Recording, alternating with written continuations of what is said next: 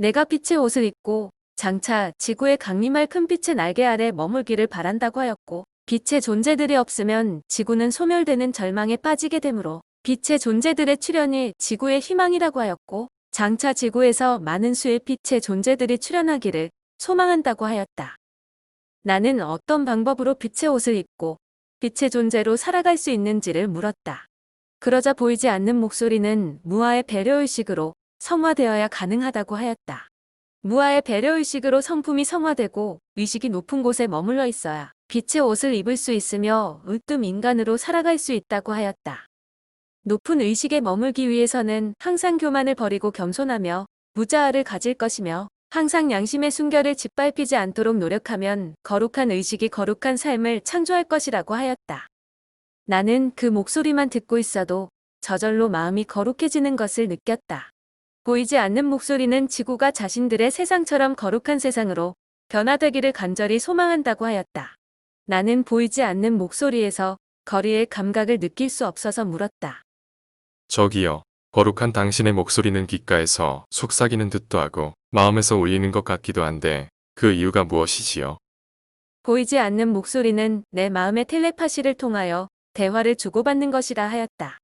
마음의 텔레파시는 우주의 공용어이며 우주의 존재들은 누구나 우주 공용어인 텔레파시를 통하여 의사전달이 가능하다고 했고, 우주의 존재들은 우주지성의 신경계에 연결되어 있는 유기체들이라 하였다.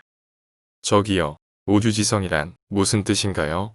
보이지 않는 목소리는 우주에 뿌려진 별들은 그냥 뿌려져 있지 않고 계획된 의도와 프로젝트에 의해 뿌려져 있으며, 우주의 궤도를 따라 움직이는 별들은 그냥 움직이는 것이 아니라 계획된 의도의 지시를 따라 움직이는 것이라고 하였고, 그 우주의 의도된 힘을 우주지성이라 하고, 우주지성은 인간의 몸속에 존재하여 인간의 삶을 주도하는 것이라고 하였다.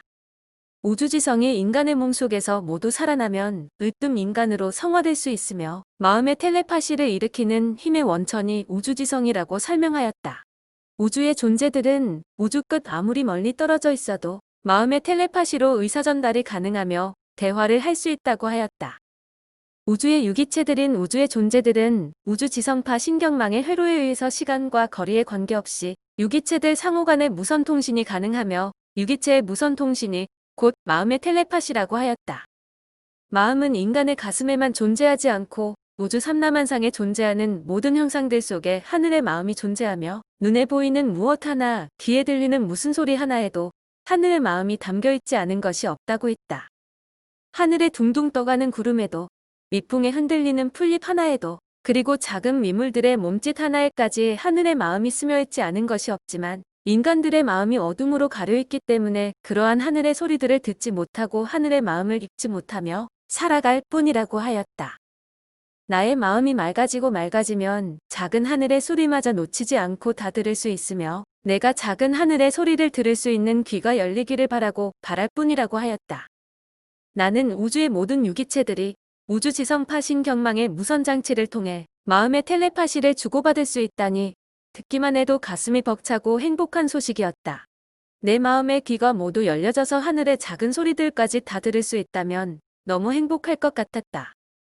행복한 표정을 짓고 있는 나를 향하여 보이지 않는 목소리는 그러기 위해서 항상 내 마음의 의식이 높은 곳에 머물기를 힘쓰라고 하였다. 인간의 삶이란 의식이 머무는 대로 이루어진다. 낮은 의식에 머물러 있는 자는 어두운 삶을 면치 못하고, 높은 의식에 머물러 있는 자는 거룩한 삶을 살아간다고 하였다. 인간은 어두운 삶을 살아가기 위해 태어난 것이 아니라 거룩한 삶을 살기 위해 세상에 태어났으며, 인간의 전신은 지존의 신이라고 하였다. 나는 앞으로도 의식의 높은 성장을 위하여 거룩한 말씀들을 많이 들려달라고 하였고, 보이지 않는 목소리는 반드시 약속을 지킬 것이며, 앞으로 다양하고 놀라운 우주의 소식들이 내 마음의 창가를 두드리게 될 것이며, 거룩한 우주의 소식에 항상 마음의 귀를 기울일 때 나의 의식의 수준은 높아진다고 하였다. 우주의 존재님, 제 마음의 귀는 항상 당신의 목소리를 향해 열어놓겠습니다. 당신이 들려주는 작은 목소리 하나 놓치지 않고 경청하며 마음에 새기겠습니다. 보이지 않는 목소리는 나의 진심을 읽을 수 있어 행복하며, 나의 진심이 헛되지 않도록 이 세상 끝까지 친구가 되어 내 의식의 성장을 돕겠다고 하였다. 이후로 보이지 않는 목소리와의 대화는 진지하게 이루어졌다. 일방적으로 보이지 않는 목소리에 귀를 기울이고 있을 때보다 궁금한 내용을 질문하기도 하고 대답도 할 수 있어 마음이 흡족했다. 확인되지 않는 내용들이지만 세상에서 경험할 수 없는 우주의 소식들을 접할 수 있는 기회는 행운이라고 느껴졌다. 보이지 않는 목소리와 채널링이 이어질 때는 현실의 조건들에 전혀 간섭을 받지 않았으며 현실 속에 살면서도 현실과 동떨어진 미지의 세상에서 활동하고 있다는 생각이 들 때도 있었다. 즉, 몸은 현실의 공간에서 움직이고 의식은 현실과 격리된 미지의 공간에서 움직이고 있다는 생각이었다. 보이지 않는 목소리와의 대화는 며칠간씩 쉬지 않고 이어질 때도 있었다. 그러나 하늘에서 빛나던 물체는 보이지 않는 목소리처럼 자주 나타나지는 않았다. 보이지 않는 목소리는 하늘에 나타났던 물체의 맥의 작용으로 들리는 것으로 착각할 때도 있었는데 꼭 그렇지만은 않은 것 같았다. 하늘에 나타났던 물체와 보이지 않는 목소리와의 상관관계는 있는 듯도 하고 없는 듯도 했다. 하늘에 나타났다가 사라지는 비행물체는 그리움의 환영 같다는 생각이 들 때도 있었다. 그 비행물체는 낮에만 보이지 않고 어두운 밤길을 걷고 있을 때도 목격되었는데 도깨비불 같은 발광체가 공중에 나타나 높게 솟구쳤다가 낮게 내려오기도 하고 여러 개의 발광체 덩어리로 나뉘어졌다가 한 덩어리로 뭉쳐지기도 했다. 때로는 그 발광체의 빛이 어두운 밤길을 걸을 때 등불 같은 역할을 해주기도 했다. 한 번은 어린 동생과 함께 먼 길을 다녀오다 깜깜한 밤길을 힘들게 걷고 있을 때의 일이 있었다. 하늘에는 달빛은커녕 별빛 하나도 보이지 않는 칠흑같이 어두운 밤이었다. 그 시절 시골은 전깃불도 들어오지 않던 터라 주변이 온통 어둠의 괴물로 가득 찬 것처럼 두렵고 무서워 견딜 수 없는 순간이었다. 그래서 어린 동생과 나는 온몸에 땀을 비오듯 흘리며 공포에 질린 발걸음을 조심조심 떼어놓고 있었는데 어디선가 갑자기 대낮처럼 밝은 빛이 눈앞에 나타나고 있었다. 바로 투명한 비행물체에서 발광하는 빛이었다.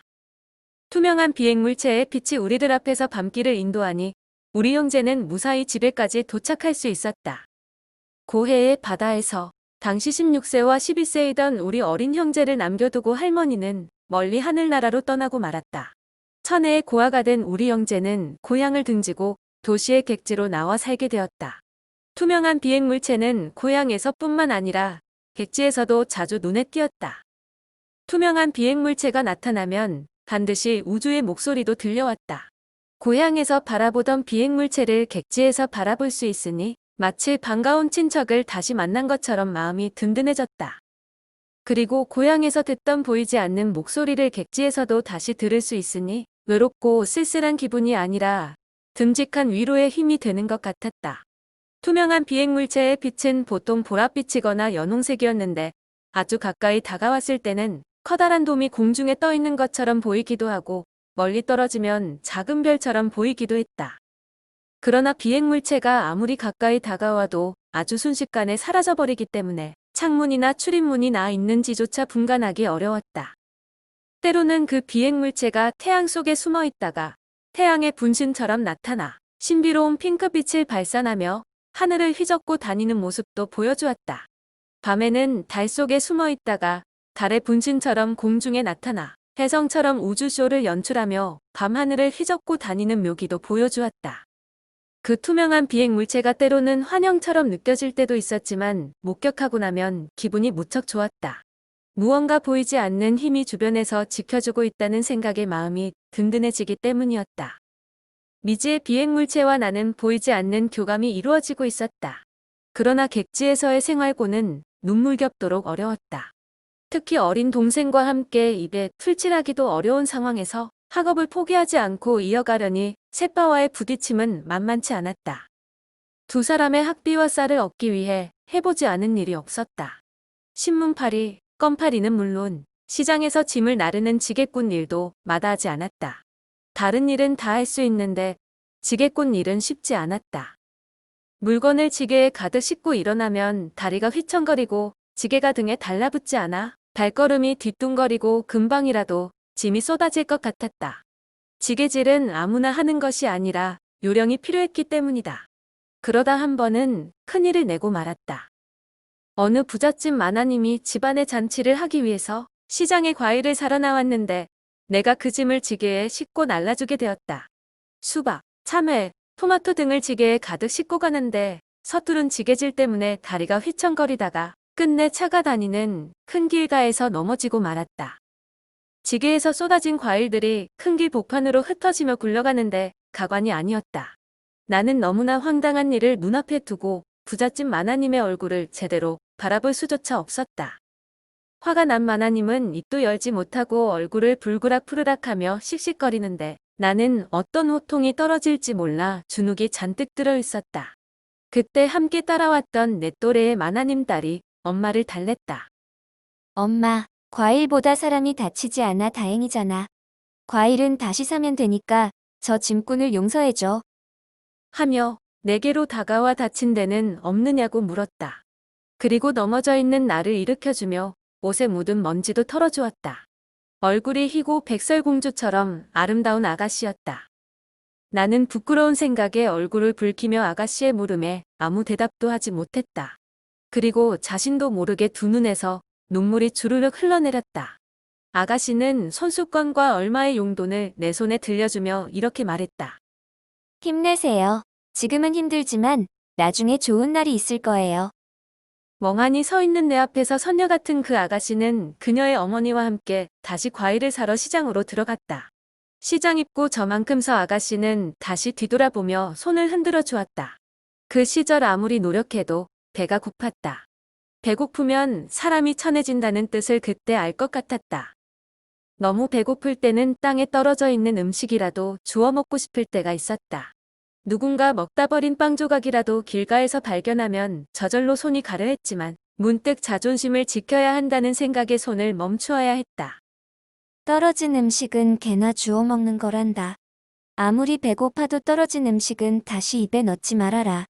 너는 하늘에서 내려온 소중한 백마선 도련님이야. 자신의 소중한 인격은 스스로 지키지 않으면 안 돼. 평소 할머니가 내게 들려준 교훈이 귓전을 맴돌았다. 한 번은 3일 정도 굶은 후 동생과 함께 허기진 배를 움켜쥐고 시골 길을 걷고 있었는데 채소밭에 발갛게 잘 익은 토마토 열매들이 주렁주렁 달린 모습이 눈에 들어왔다. 나는 자신도 모르는 사이에 채소밭으로 발길이 향했고 잘 익어 먹음직스러운 토마토 열매를 따먹으려고 손을 내밀고 있었다. 토마토 열매를 손에 쥐고 따라는 순간 마음의 외침이 쟁쟁하게 귓가에 들려왔다. 내 물건이 아닌 것에 욕심을 내지 말아라. 과일 하나에 잠깐 배고픔은 면할 수 있어도 손상된 양심은 다시 회복할 수 없다. 그래서 내밀었던 손을 다시 집어넣고 누군가 부끄러운 나의 행동을 지켜보고 있다는 생각에 불이 나게 그곳을 떠나고 말았다. 양심의 가책 때문에 배고픔도 사라진 것 같았고 남의 것을 훔쳐 먹으려고 했던 손이 얄밉게만 느껴졌다. 양심이라고 하는 두 글자는 어릴 적부터 내 삶을 훈련시키는 조련사와 같았다. 마치 양심 하나가 망가지면 소중한 영혼의 정체성이 무너지는 것처럼 각인되어 양심에 어긋나는 행동은 엄두조차 못 내었던 것 같다. 양심의 조련사는 끈질기게 나의 삶을 미행하면서 일거수일투족을 감시했고 그러한 영향으로 힘든 삶은 더욱 힘들어질 수밖에 없었다. 양심의 조련사로 하여금 평생 동안 내 삶을 미행하게 한 장본인은 바로 연화였다. 곧 할머니는 어릴 때 나의 인격을 훈련시킨 조련사였다면 연화는 양심을 훈련시킨 조련사였던 것이다. 연화는 나의 양심을 훈련시킬 때 이렇게 타일렀다. 도련님은 앞으로 길에 떨어진 못 하나라도 내 것이 아니면 줍지 말고 내 것이 아닌 남의 물건은 아무리 좋아 보여도 탐내는 마음을 품지 마세요. 남의 물건을 탐내면 이미 훔친 거나 마찬가지로 양심이 흐려져요. 세상의 어떤 재물보다 양심의 보석이 가장 값지고 보배로움을 망각하지 마세요. 그 아름다운 양심의 빛으로 어두운 세상을 밝게 하는 등불이 될 수 있어요.